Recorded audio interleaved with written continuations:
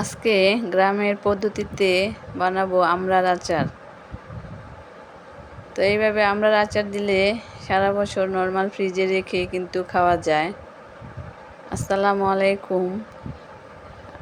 প্রথমে আমড়াগুলি ছিলে ভালো করে ধুয়ে নিচ্ছি।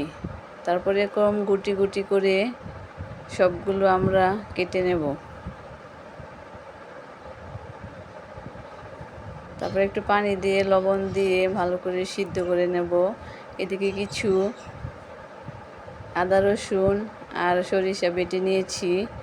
এখন সিদ্ধ হয়ে গেছে, নামিয়ে তারপর কিছু পাঁচফোড়ন ভেজে নেব। তারপর একটি কড়াইয়ে তেল দিয়ে কিছু গোটা রসুন আর কিছু শুকনো মরিচ দিয়ে ভেজে তারপর দিয়ে দিয়েছি আদা রসুন বাটা। তারপর দিয়ে দিয়েছি সরিষা বাটা। তারপরে একটু হলুদ দিয়ে নেড়ে চেড়ে আমড়াগুলি দিয়ে কিছুক্ষণ নেড়ে চেড়ে নেব। জাল করতে হবে কম আঁচে। তারপরে একটু লবণ দিয়ে দেব। এরকম কম আঁচে নাড়তে হবে, নিচে যেন লেগে না যায়। তারপর কিছু চিনি দিয়ে দেব, দিয়ে ভালো করে মিশিয়ে তারপরে একটু গুড় দিয়ে দেব।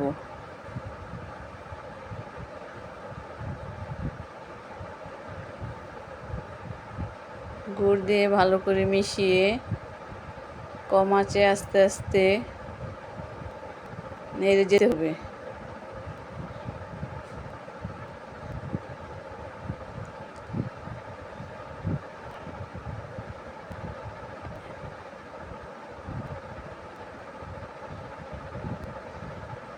তারপর কিছু দিয়ে দেব গরম মশলা, তেজপাতা, এলাচ, দারচিনি। নাড়তে এক সময় কালার চেঞ্জ হবে। তারপর পাঁচফোড়ন যে ভাজিলাম ওইগুলি বেটে নিয়েছি, দিয়ে ভালো করে মিশিয়ে নামিয়ে ফেলবো।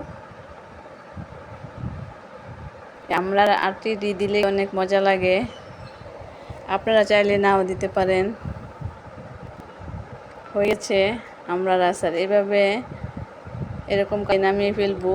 তারপর ঠান্ডা হলে নর্মাল ফ্রিজে রেখে দেব, সারা বছরও খাওয়া যাবে। আল্লাহ হাফেজ।